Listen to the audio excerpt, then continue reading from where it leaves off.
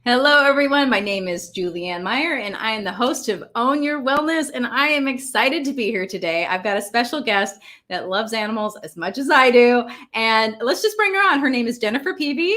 Welcome to the show. Thank you, Julie Ann. I am so excited to be here and to have a fellow animal lover in here. It was actually just one of those things where as we were talking before privately, I was like, this is so cool. I can hardly wait to have this conversation because, just the way your brain works is fascinating. And I just, I just love to start with, tell us a little bit about who you are and your own wellness journey. Sure. Of course, Jennifer Peavy. I come from a varied background. I started off as an engineer because that's what my father did, and my mother was a math teacher, and it fit very well. And I was okay at it. I ended up getting more into innovation after that because I was trying to put together the business side and the technical side, wanting to understand what I was developing. But it wasn't until I found industrial design that I felt like I was bringing more of me to the table because I had this techie side and I did kind of understand this idea of being able to put things out there in the business, but it was about people and who would be receiving what I was doing that I really wanted to connect with. And I always thought I could bring more to the table.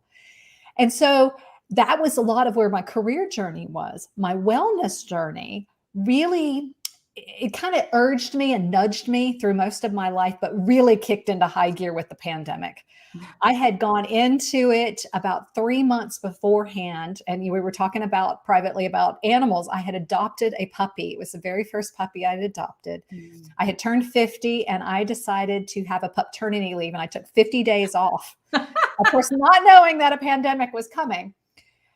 And just took it off between jobs, and then all of a sudden the pandemic happened. Well, that wasn't a great time to be without employment, and I did have some irons in the fire, but then I was like, what am I going to do? I had this blank sheet of paper I'd never really had before. I accepted opportunities as they came.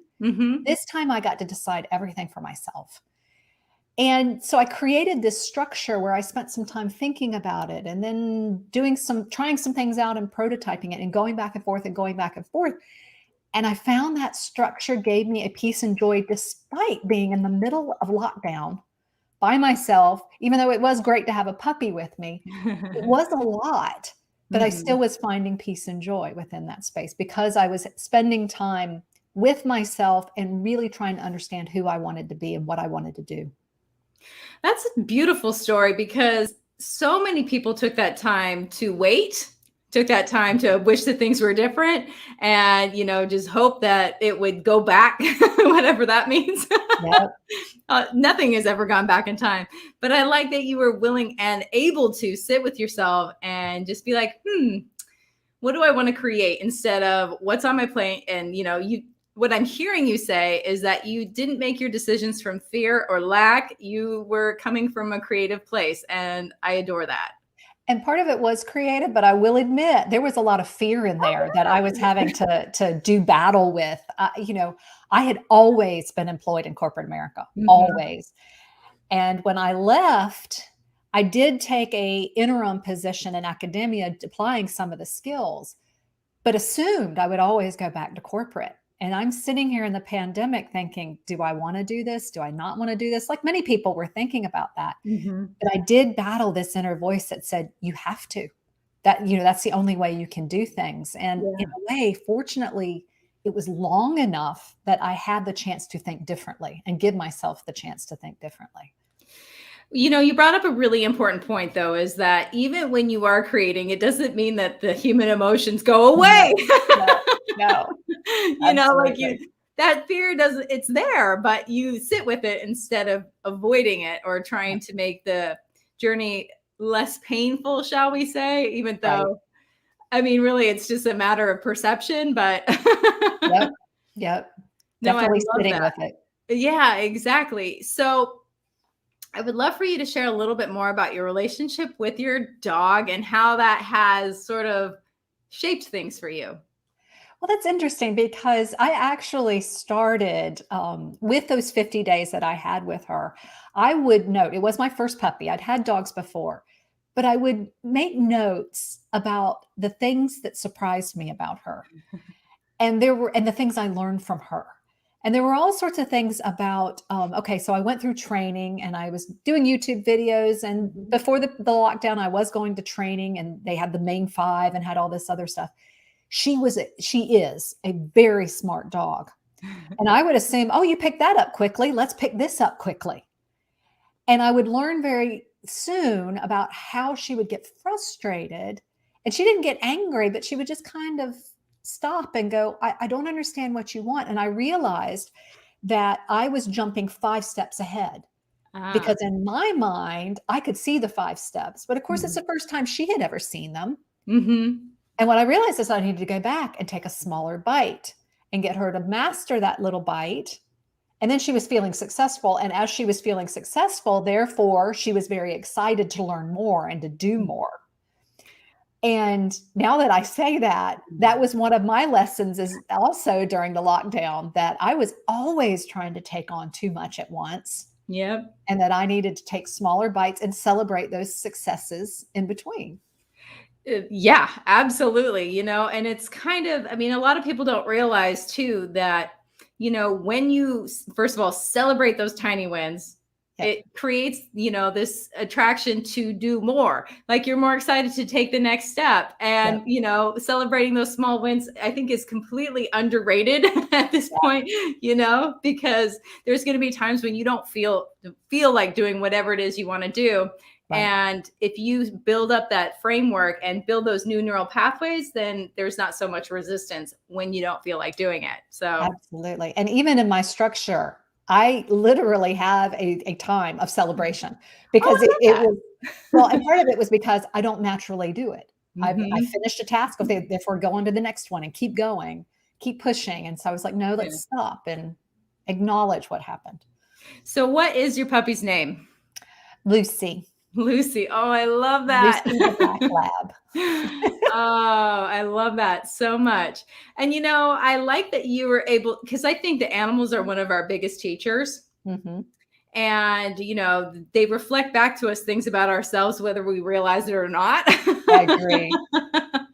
So I completely appreciate that you were willing to look and see, okay, maybe I could learn that lesson, or that's that, you know, that's something that I need to see in myself, because that's amazing. That's absolutely amazing. It is. And it's still to this day, she teaches me things. Yeah, exactly. And it's funny too, because, you know, we think, especially for entrepreneurs, you know, we think that, first of all, it's going to take a lot longer than we expect, and it's going to cost a lot more money than we thought. Right. It's like, why get frustrated before the miracle? Don't give up before the miracle, as they say. Well, the other thing is you assume that the miracle is, you know, due north when it actually is northeast. And, you know, you may need to adjust to it. And if we don't pay attention to those celebrations, or even what we learn from the failures, we may not be able to just, you know, adjust a little bit to the course. Yeah, exactly. No, that's amazing. So what else has your lab taught you, Miss Lucy? Miss Lucy. So the recent one, and this has always been a thing with her. She is so serious about playing that she will adjust to play with anybody else. So I have seen her with the oldest, crotchiest dogs that just growl, and she will wear them down until they play with her. And part of it is, you know, they've been abused, maybe not by people, but other dogs and bullies, and they're old and they're in pain and they're scared. And she builds their trust. And it's beautiful to watch. And she seems to know where the line is. And I don't know if it's intuition or empathy. You know, she's only 2 years old, so it can't be years and years of experience, but she seems to have this sense. And just recently we went to the dog park. We were there there at noon, so there weren't many people there. And a family finally showed up with a 3-legged dog. And I thought, this is the first time that she's going to interact with a dog that doesn't have all the same abilities of all the other dogs. And I thought, well, I trusted her. And I thought, this will be interesting to see. And it was amazing. The dog got in the park, and the typical thing is they run just to see, and they're building trust, that type of thing, while they're running. This dog was so fluid, and it was a back leg that was missing. So it was almost like a tricycle, was just fluid running. But then once they built up that trust, they started wrestling, which is actually Lucy's favorite part. And it also, I think, for this dog was good. And they would just wrestle and wrestle and wrestle and do that whole teeth thing where they, you know, they at each other and all that. And I melted completely watching her do this, on knowing what was needed to also get what she wanted. She met this dog part way, and she keeps meeting all these people part way. That is such a wonderful, not even an analogy because it's not, but you know, for humans, you know, there's a difference between manipulating people to get what you want and, you know, showing up with your intentions of love and play and meeting them halfway. And building trust. I mean, yes, she honestly builds trust with them. Exactly. So my question, and I don't ask this to everybody, and this is a little bit maybe off topic, but do you have like a morning routine that you do in order to set yourself up for the day? I do actually. And it begins with, well, first Lucy, got to get her outside. Exactly. Part of that. But I do consider what is the first thing I put in my body. So I get a very large glass of water while she's eating. I then get a cup of tea and I take it to a place, and typically it's a chair somewhere in a corner with a light and a little bit of music. And then I go through and I check in 4 different ways. I check in spiritually, saying, you know, acknowledging that there is something larger than me. And I check in with that. I check in, obviously, with her. That's with love from others. It's just making sure that there's something going on there. I check in with myself, and I go through a journaling routine where I have 4 prompts. I check in to see what is my energy level. And I actually write down, I assign it a number anywhere from 0 to 100. And the main reason I do that is I ask myself, and it's one of these things, I actually ask myself a number and then see how I respond to it. Because it's kind of a gut feel. So there's not really an articulated number that comes with it, or not a voice that comes with it. So I kind of present a number to my gut and say, are we 80 today? And are we 75 today? And what I find is I actually look at that over time. And if I've had a certain dump or a drop or an increase, consider why is that? Because obviously if there's an increase, I want to have more of that. I then look at articulate what I'm grateful for. And then I have a statement of faith, which really starts with, what am I uncomfortable with or scared about? What is bothering me? And then I flip it around and I give myself a statement of faith. Ooh. So saying, you know, I am valuable, I am capable, I will handle it. You know, I will make a statement. You will take care of this. I acknowledge that it's something I'm uncomfortable with. And then the last thing is, it's labeled as desire, but it's something that I need to nourish me for that day. So lately it has been laughter. I have been watching Designated Survivor on Netflix, and it is way too heavy. Yes. It is very, very heavy. I had to set that show down. Yes, and a little too real. Especially there was one just recently that was on a pandemic, and I went, okay, it's a little too real. So I actually put on there, I need laughter. I need to find, you know, something that I'm either going to watch something or hang out with somebody, and I need to spend some time laughing. And from there, I let my brain go wherever it needs to go. And sometimes it goes back to that statement of faith. Sometimes it's about what I'm grateful for and how excited, like Lucy with the 3-legged dog, and go for however long it needs to go. Typically it's about a page, but sometimes it spills into the second one. And then from there is checking in with my body. And it's typically either a walk, taking Lucy out, depending upon whether it's the summer and it's really hot during the day. So I go in the morning, or yoga, you know, just checking in. What is feeling tight? What is feeling good? And then I get ready. Then the shower and whatever else. Yes. No, you know, something that just keeps popping in my brain from what you said is you said nourish yourself, and you weren't referring to food. And I love that so much because, you know, there's so, as you know, because first of all, the beginning of the show, plus, you know, I was talking before, is like, there's so much more to health and wellness than what we put in our body and how we exercise it. You know, it's like, you've got to nourish your mind. You got to nourish your heart. You got to nourish your soul. What are you putting in? Yeah, absolutely. And sometimes even when I do put on there, it's not food, but I'll say a good meal. And typically that means I have taken the effort to actually pull a recipe out instead of microwave something. You know, I've actually cooked it and I've thought it through and I savor it while I eat it. So it's almost a soul thing. Exactly. It's not just even just what you're putting in, but how you're eating it. Because I used to live in Europe, and, you know, there people eat so-called bad foods all the time. I lived in Italy. So, you know, all these supposedly awful foods for you, pasta, pizza, and all that. And I was the most naturally thin I'd ever been, eating all these supposedly bad foods. And there's a lot to that. But the one thing that I noticed that was different in the culture there as opposed to here is that mealtime is with people you love and you care about. Mealtime is a gathering. It's more than just shoveling food into your mouth. And absolutely. You know, you saying like, I pulled out a recipe. It's the exact same thing. You don't even need to be with somebody else to have that nourishment of, okay, I'm going to love myself enough to make some food for me. Exactly. It becomes a ritual, almost like coffee in the morning or tea in the morning. It's Yes, exactly. No, I love that so much. And, oh, we got an amen from Helene. I just want to pop that up there. She's such a sweetheart. Anyway, so, you know, I love that you start your day like that, but are you somebody who also, because for me, I've been dealing with this idea of scheduling, because, you know, you mentioned that you put like celebration, or even for me, I got to put play into my schedule. So are there certain things that you think are just non-negotiable that need to be in your everyday?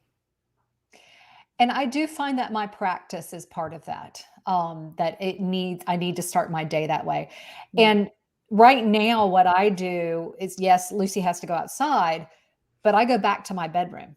And in a way, I'm going back to my little cocoon, and I'm not going to leave it until I've done these things. And then I'm ready to actually go out into the world. And part of that's because I'm an introvert. And so then I do feel this cocoon or this incubator or whatever you want to call it, this protection in this room, this sanctuary that I've made out of that says, this is my place. And now I will allow people to interact with me when I leave there. So like all my devices do not go into my bedroom. So nobody can text me. There's no ping that makes me want to run over there and see what it is. Yeah. Because a lot of that is just, this is a place for me. And I think that's non-negotiable. Oh, that's beautiful too, because, you know, we get, I'm a child of, I'm what they call a zennial. So, so I grew up playing outside, and when the, you know, lights went on the street, that's when you come running home. Like, you know, I was learning computers. So I had like the pre and the now, so I can do both. I remember dial-up phones, the whole thing. So for me, it's so funny because there's so many people that are just absolutely attached to their cell phones. And I'm like, okay, remember when you didn't have one and you couldn't be reached absolutely constantly? It's okay. It's okay to not have that, you know, availability, because it changes our brain chemistry too, and our quality of life, whether we believe it or not. It's just a matter of fact. So, well, and that energy level, that number, I've done little experiments on how to change that, because typically it's based on sleep. Well, one of those is, can I read an ebook, or do I need to read a paperback or a paper-based book? And there's a 10-point difference for me. If I read from an ebook, I will not sleep as well. And I will wake up not feeling the same energy level. And so I said, okay, I even said, okay, I've got the blue light glasses. Let me try it with that. So I did it without the glasses, and then I got the blue light glasses, and then I did it with a paperback, and it made a difference. It does make a difference. And I still have my library card. I have my boyfriend and I have a wellness room, and that's where all of our books are. And we have a reading lounge, like lounge chair and everything else. So we even have that space too, where we can meditate and do yoga. And so I 100% appreciate the idea of, you know, not having those electronics there, and also your sanctuary, because we need a sanctuary. Yes. I don't care who you are. You need like a place. Like my spiritual mentors, they say like they call it a prayer closet. So there's a place where you just go and you be with yourself. Yes. So I love That's that. great. So we're almost going to be to commercial, but there's something that I really want to touch on briefly. And before we go, and you have a book. Yes. And can you show it for everyone for us, please? I can. Here it is. I love that. Ooh, Natural Reflectors. Natural Reflectors. And we're going to talk about where we can find it when we come back. But I would love for you to talk a little bit about it before we go to break.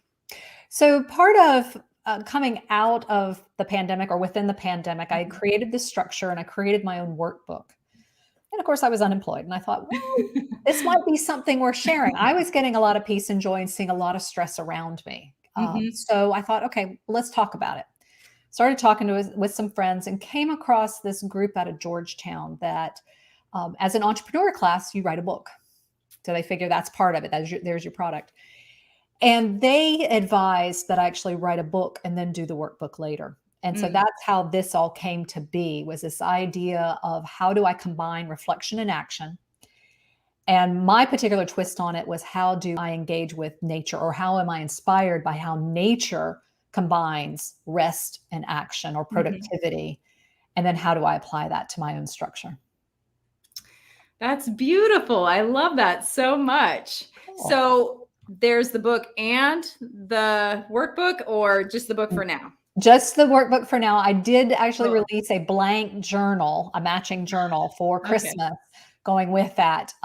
My goal this next year is to create the workbook, at least for me. I am going to release an audiobook in May, though. So there are some things coming, but it's one step at a time. You know what? It's a great start. So absolutely. I'm thrilled. No, absolutely. And then also before we go, I wanted to, hold on one second. There we go. Your website. So let's pop that up there too, as well. As I mentioned before. And then to find your book, can you find it here as well as Amazon, or is this the best place on your website?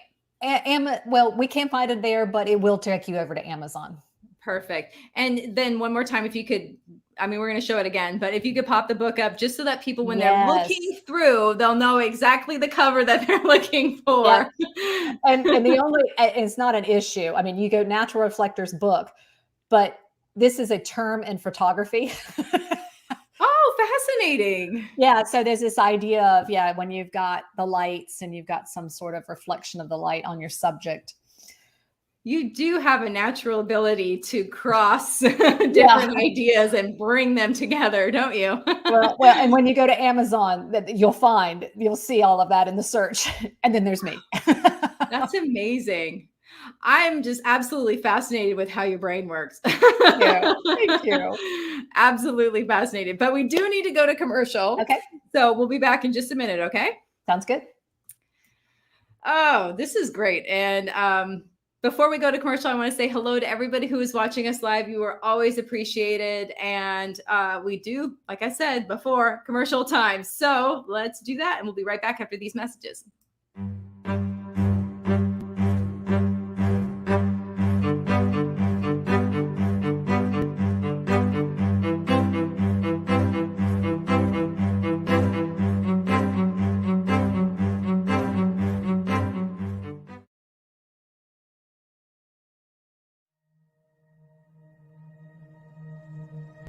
Now, you can vibrationally align your aura. You can gain a larger and spiritual perspective on life, relationships, God, people, wellness, and money. You can also have moments of meditation and reflection any time of the day. And reading the thrilling, adventurous, and mystical story of Shaga will just add more faith to your daily experience of the mystery of the universe.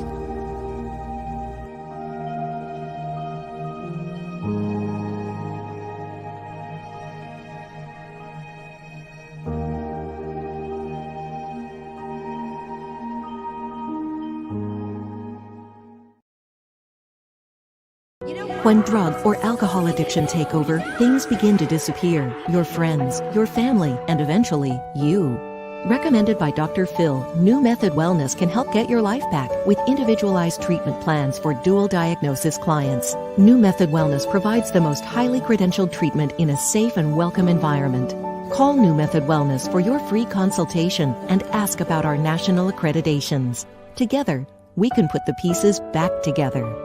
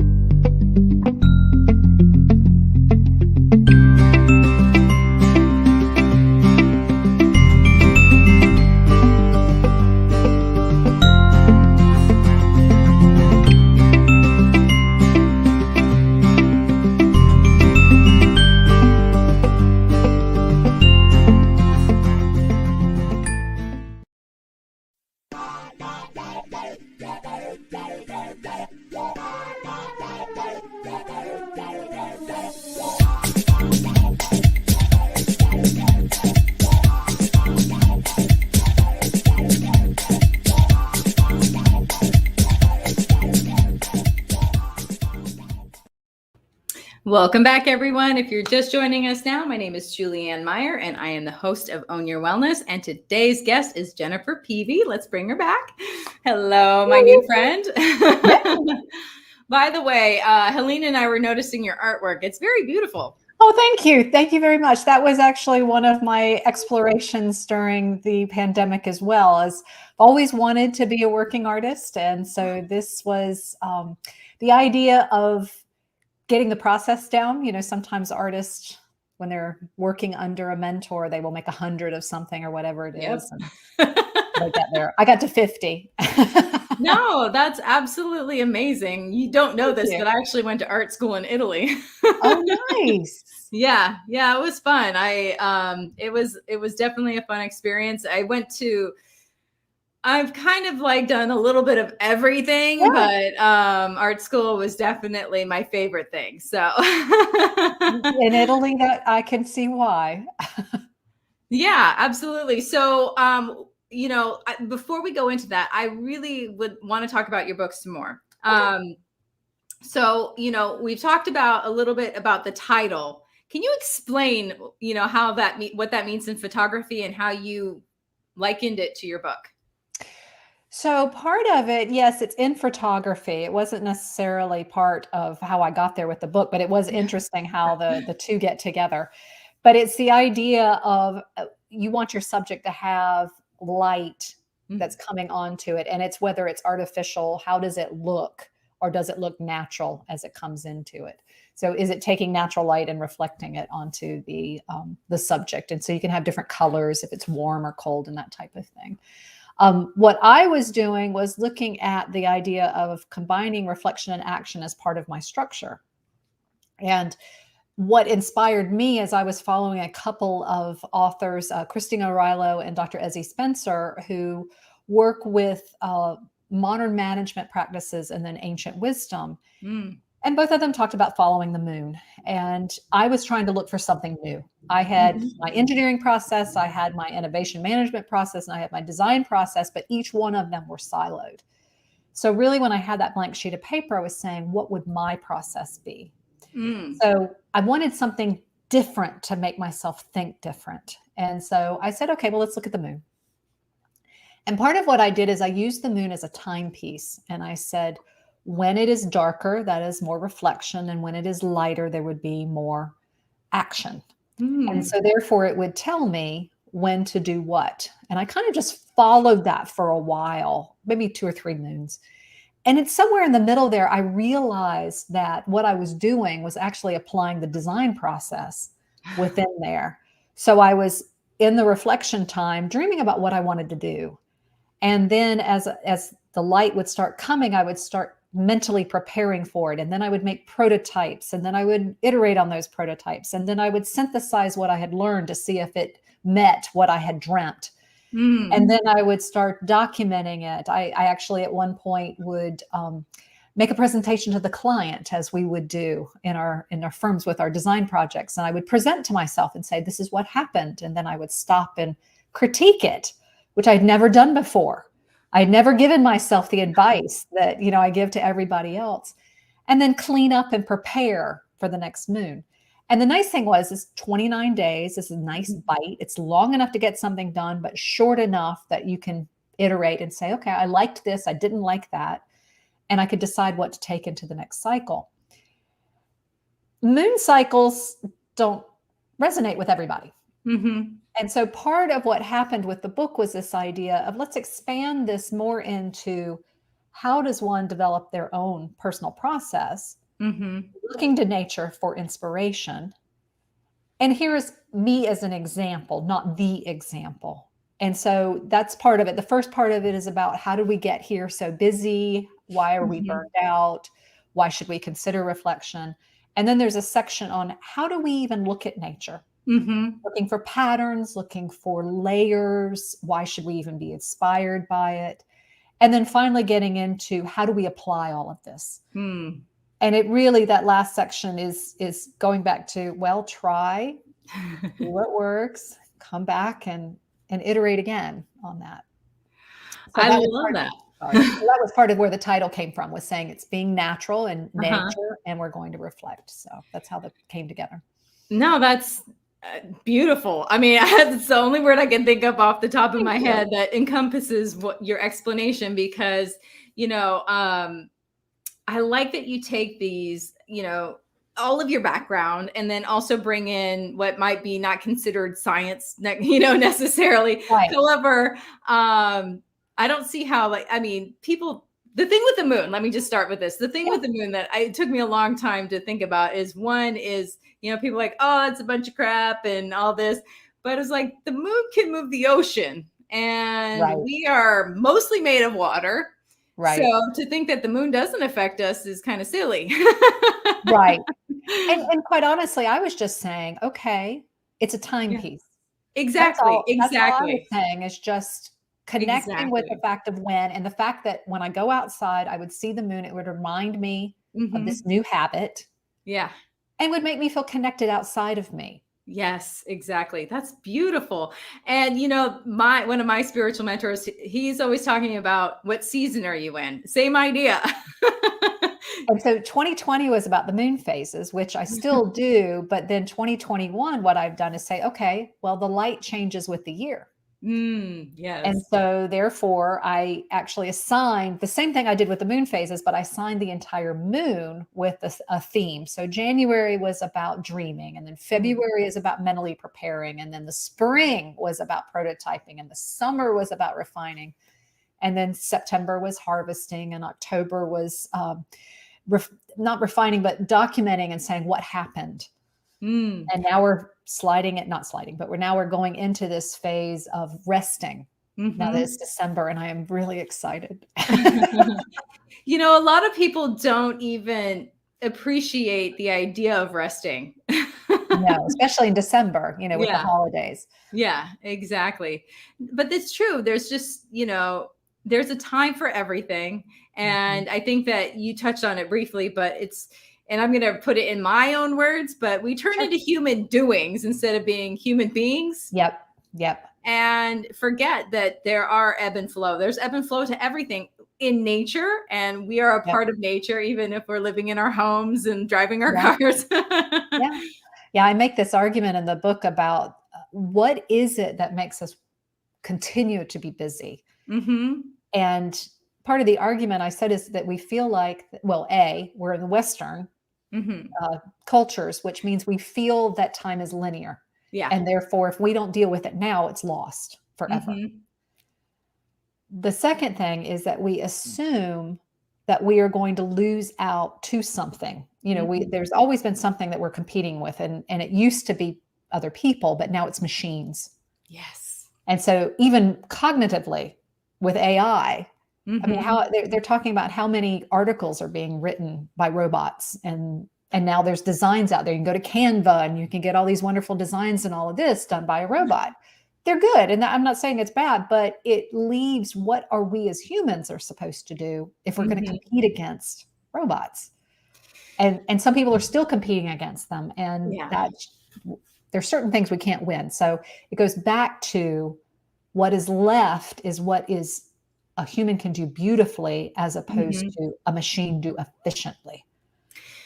You know, I was just saying this to my boyfriend the other day, and this is kind of fascinating. I was thinking that if I'd ever had kids, my grandkids would be the ones to say to me, "Oh my gosh, you actually drove a car?" Yes, yes. Yes. How primitive. Yes. Yeah, it's funny. Yeah, and there's certain things that a robot should do. Why shouldn't there be efficiency? Like if I had an automated car, I would be in it, and then I'd wake up in Key West. There's no reason to fly. You go to sleep and you wake up where you're supposed to be.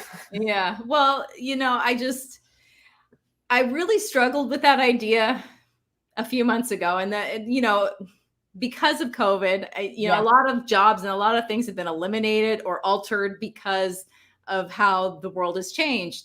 And it just made me think about, okay, well, first of all, there used to be horseshoers, for example, we don't need horseshoers. I mean, we do now, but not in the same, right. Not in the same capacity, or, right. just even, it's just how the world evolves, and it gives us an opportunity to maybe focus on something that is more important to our soul, as right. opposed to trying to, grind, for example, just trying to, Exactly. Yeah. And let the machines do the things that we really don't want to do anyway. Exactly. No, I love that. Yeah.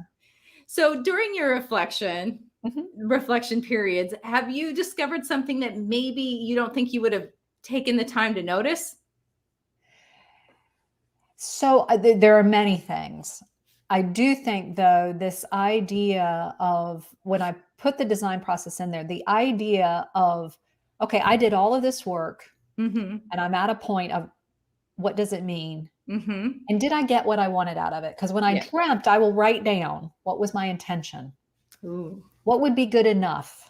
Because I'm really bad about, that's the engineer. I'm really bad about overreaching. So what is good enough? Because I will lose that. So I'll write it down.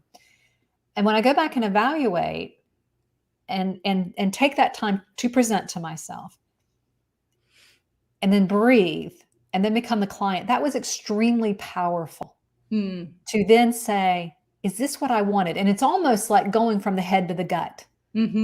Although the gut is telling me, there is articulation with it, but the gut is saying, was it good? Did I meet the intention? And I don't know how many times that particular, and it's just 3 days. I don't do it for 3 days, but it's a 3-day period where I touch on these different projects. How many times I realized, oh, I tried to add 10 too many things in there. And when I finally look back, I realized that I not only met good enough, I did it excellently. It turned out a whole lot better than I expected, because my intentions and my expectations generally don't match up.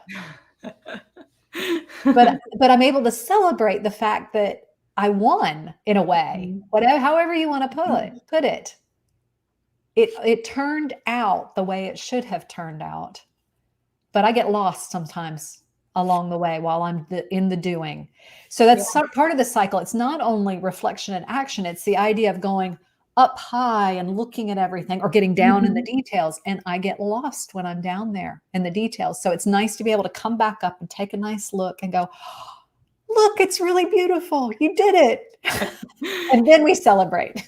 Yes, exactly. It makes me think of a few different people, but the one that I'm going to mention is my Zen life coach that I had a while back. And that's a really amazing story, by the way. But anyway, something that he had us students do was, it's a chair exercise where you sit on one chair and you talk to the other chair and say something that you're afraid of, and you answer and you go back and forth. It's like all of a sudden you have this bird's eye view. It's like, oh, okay. Or like, I think it was Bob Proctor, maybe it was Jack Canfield. I think it was Bob Proctor though, but he was talking about like imagining the problem on the table and then standing up and going and looking at the problem in different places from the same table. It's like, oh, you have this whole new perspective that you just don't see when you're like focused right in there. And I know that you're not the only one. Me too. I get lost in the details. Oh yeah. Yeah. And and I guess we should. I mean, it's really nice. Like I couldn't do the string art if I didn't get in there and get into the details of each of the little nails. But if I don't stop and look at the design, I don't know what I did. It could just be a great big hairball. Yeah, you need both. You need both. You need to reflect. You need to act. You need to have a plan and have a free time. And no, and I like that idea too, that you incorporate these things as something, nothing gets lost. As in, sometimes for me, like I work on my computer a lot. I can be on there for 4 hours and not realize it's been 4 hours. Thank goodness I have a dog that needs to go out. So, but I could all of a sudden and this is the worst culprit ever. I'll be on Facebook and all of a sudden I realize I've spent 30 minutes doing nothing just because I just go get so focused on something that's not even important. It's just so easy to do. It's so easy to do. So my question too for you is, what I'm hearing is, and please correct me if I'm wrong, is that you have a life where there's like a schedule and a time for things. However, there's a flow. Right. So how do you combine those two things? Is it just trial and error? It's more maybe some days it's a little bit more of something as opposed to the other, or how does that work? I think the structure is helping me focus on the flow. Because otherwise I would be lost. Like and there are two different ways I would be lost. There'd be one, I would get sucked into the details, and before you know it, it'd be 9 months later. Yeah. And I may be so wrapped around those details, I may not actually get anything done because there are too many things. Yeah. But because 9 months have passed and nothing got done, there's a little voice in your head that goes, you didn't get anything done. Yeah. And it drags me down, and then I'm not able to continue. So the ability to have this structure and say, Jennifer, you're only going to spend 3 days on this. Yeah. You're only going to spend 3 days on this prototype. This is not going to take 9 months. And if you like the prototype, I'm more than happy for you to reiterate it in the next 3 days. Yeah. And if you really, really like it, we can make it a project for the next moon. And therefore, they all connect together into this system, as opposed to my getting lost with one thing for a longer period. And I can see then more that is happening. I'm able to trust not only the process, but trust myself more. Yes. So I really don't think the structure is supposed to support me. That's the intent. Sometimes it does. In July, when I was all in the summer and it was all activity and to-do list, I felt like I was being ruled. But the intent is for it to support me to find flow, particularly when I didn't know where it was. I knew the word. But when I began this journey, I couldn't tell you what flow was or what it meant. And that was actually part of, and I don't remember how I wrote it, but that was part of the intention of the entire thing, was to find it. And since you said that, what is flow? So right now, I would say my definition is where the energy is. Yes. It's one of the things I really like is I do quantify where is my energy today. And then I can look and say, well, what influenced that? I got my COVID booster, therefore it dropped, Yeah. I didn't sleep well last night, or I slept great last night. I'm able to say, what was it that helped me do that? And I can even compare to a year ago, those numbers. Yeah. And be able to say, okay, that's telling me that I am more in flow because my energy is higher, and I am accomplishing more, and I am trusting myself more, and I'm not as affected. Yeah. Doesn't mean bad things don't show up. And it doesn't mean that there aren't things that eat at me, but the noise is a whole lot less. Ooh, I just got I call them God bumps instead of goosebumps. That was good. So what I'm hearing then is how you, because a lot of people don't necessarily, I mean, when you're in flow also because it just feels like a certain way. Yeah. So you can tell when you're out of flow when, at least for me, let's say for you. So when your energy is lower, for example, for me, and I'm just curious if this is something that's same for you, is all of a sudden everything just, I keep hitting a wall. Yep. What is this? Yeah, absolutely. Absolutely. Yeah. There is a wall when I probably know better when I'm out of flow than when I'm in. Yeah. Because I can easily, like you talked about getting lost at Facebook. Is that in flow? Exactly. See, there you go. Because I can very readily get lost in a project. I can get lost in making one of these. And so then I would say, and I am happiest making. But when I walk away, how do I feel about it? Did I feel drained? Did I feel energized? Because I can get lost within what I'm doing in that moment. That's an important distinction. That is a very important distinction. I'm really glad that you made that because it's not the same. I can get lost in a TV show too, but that doesn't mean that I'm in flow. Yeah. Because at one time I probably would have said, "Oh, you love it so much you get lost in it. That must be flow." And I'm like, "No, I'm not sure about that." Nah, exactly. And it's true too. When it's easier to tell, at least especially in the beginning. It's like, okay, I'm not in flow. Okay. So what do you do to stop and recalibrate when you realize, hey, I know that you set yourself up for success in the morning with your rituals and but what happens, like, say around 1 p.m. when all of a sudden you're like, wait a second. And this is the dog with the bone type of thing. And part of that is I'm used to that engineering. I spent 20 years as an engineer. So there is a lot of ingrained habits that say, don't you dare give up. Exactly. Don't walk away from that. Try one more time and you'll get it, and all of this type of stuff. There will come a point where I'll say, stop. Just you just have to stop. And there will be physical feelings. There's tension. There's a moment that feels lost. There's however much is not getting done, like a half hour's gone and I still only made it, half a step forward. Yes. And you can see that the results are not working with the effort. Yeah. Which has been a really great growing space for me because that engineering ingrained perfection. And I'm like, good enough. We can always go back and do another iteration. And that is still, I'm having to grow into that, is to understand we can go back. Yeah. It's not a one-time thing.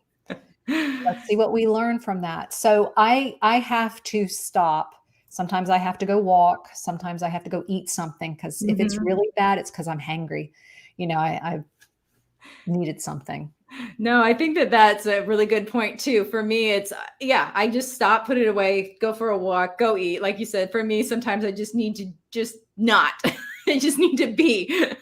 Yeah. And it will sometimes, okay, well, we'll just deal with it the next day. The nice thing about this structure is I'm able to give myself permission. Oh, those 3 days are up. Yep, exactly. Time limits. Okay, where am I on this? Exactly. I love that. Yep. And I love the idea too of the iteration because, like you said, for me personally, I'm like, oh, it wasn't perfect the first time. You can improve upon. There is round 2 and 3 and 4 and getting better. I mean, think about even TV shows, for example, even their intros, they'll evolve over time. It's not, pilots are always awful. Exactly. That's, it's just to get going. It's to put something out there and grow upon that. So I love that. I just wanted, because we're getting towards the end of the show, but I just put your link tree in the chat. Okay. And I also want to put it on the banner here. So explain what, for those people that don't understand what Linktree is, what can they find when they come here?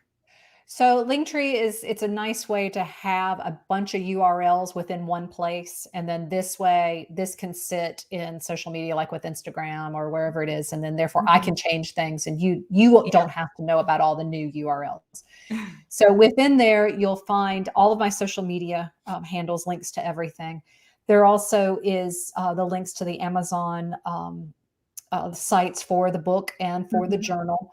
There's some other podcasts I've been on, and those are within there.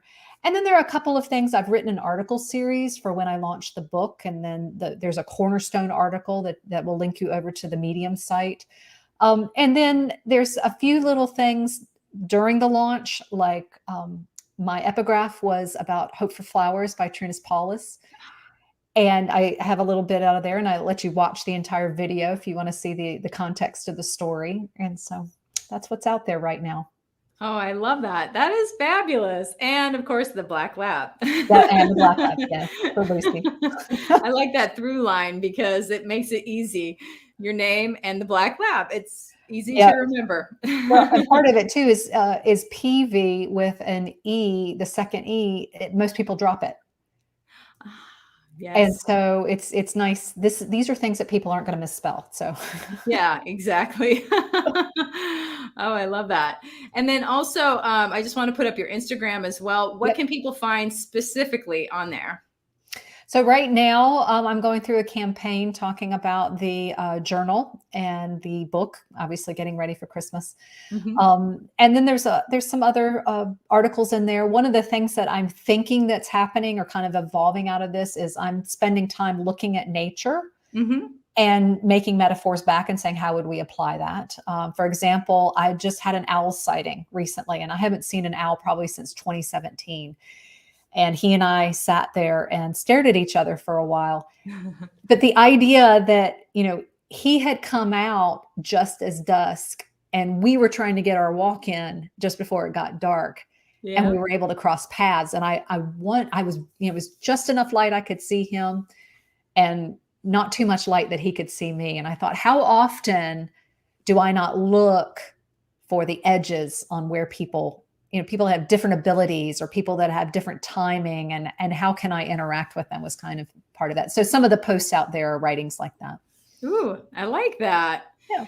And I love a good owl. I got to say, when I see one, it's very rare, but when I do, it's pretty amazing. I actually saw one last week. Nice.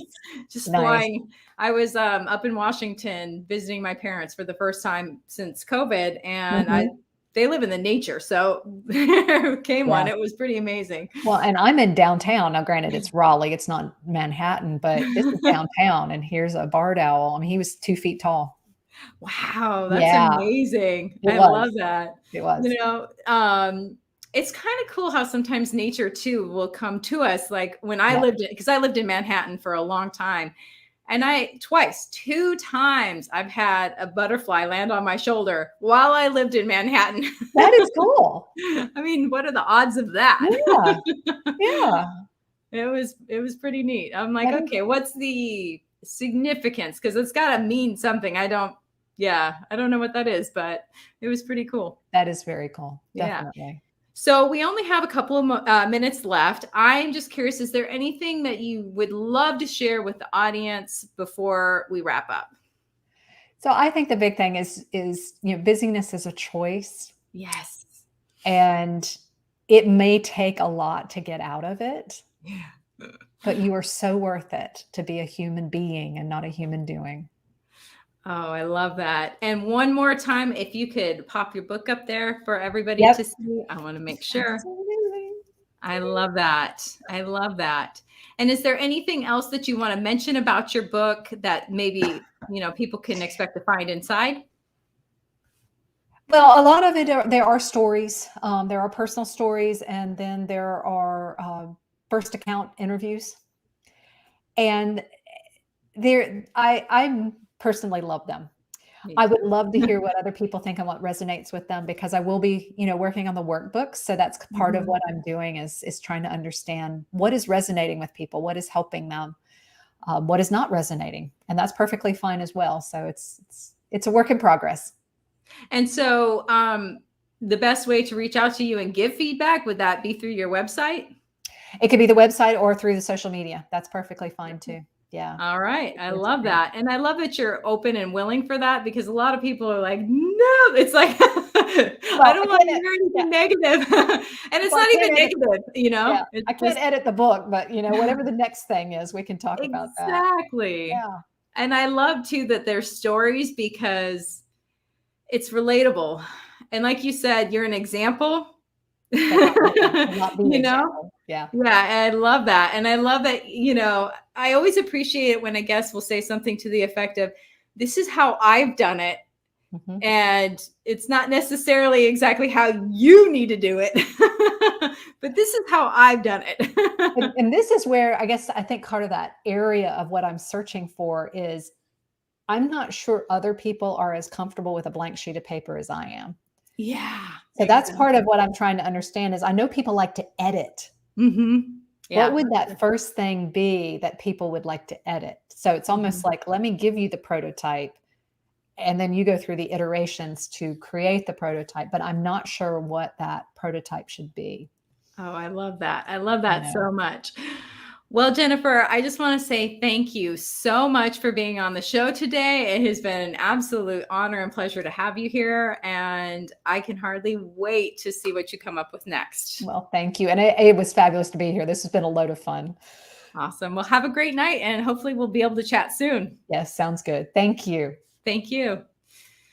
Oh, I did not want that to end. That was absolutely fabulous. I can hardly wait to see, as I mentioned, to see what she comes up with next. Yay. This is somebody that is meant for the universe. And I just love that she is sharing her gifts in every way.